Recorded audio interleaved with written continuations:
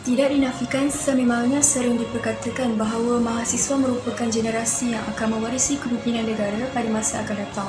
Dalam konteks ini, mahasiswa perlu insaf bahawa kewujudannya mempunyai matlamat, perjalanannya mempunyai haluan dan hidupnya mempunyai tugas dan tanggungjawab.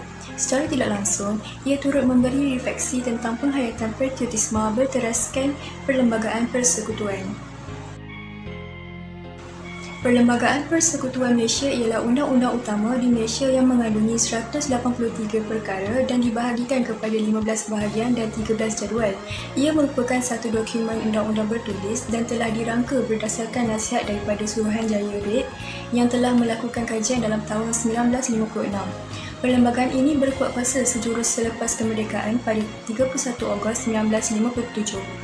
Perlembagaan ini menyentuh bidang kuasa perundangan, kehakiman dan eksekutif. Ia juga menyentuh aspek bahasa, agama, kewarganegaraan, hak istimewa dan sebagainya.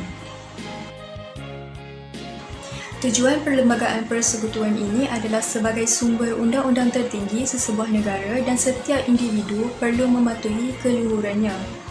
Ia juga menjadi panduan mengatur dan menyelaras pemerintahan sesebuah negara. Selain itu, menjadi panduan bagi pembentukan undang-undang sama ada di pihak kerajaan atau rakyat ataupun sesiapa sahaja.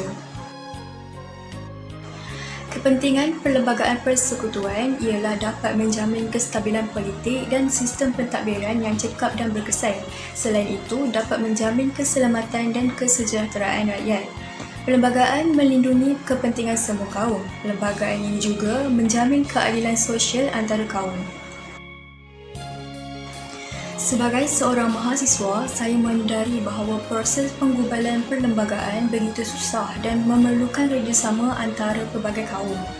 Saya harus menghargai pengorbanan sejarawan-sejarawan dalam membawa kemerdekaan kepada tanah Melayu dan juga menghasilkan sebuah negara Malaysia yang aman dan damai. Saya juga harus sentiasa mengamalkan prinsip hukum negara termasuklah prinsip keluhuran perlembagaan dalam kehidupan saya dengan sentiasa mengingatkan diri sendiri tentang fakta yang ternyata di dalam perlembagaan dan tidak membuat perkara yang dilarang. Selain itu, saya haruslah memartabatkan ilmu pengetahuan kerana sejarah telah membuktikan perjuangan bangsa dalam menuntut kemerdekaan telah dipengaruhi oleh golongan-golongan yang terpelajar. Oleh itu, dapat saya simpulkan di sini, mahasiswa yang cemerlang dapat menjana warga yang gemilang dan seterusnya negara yang terbilang.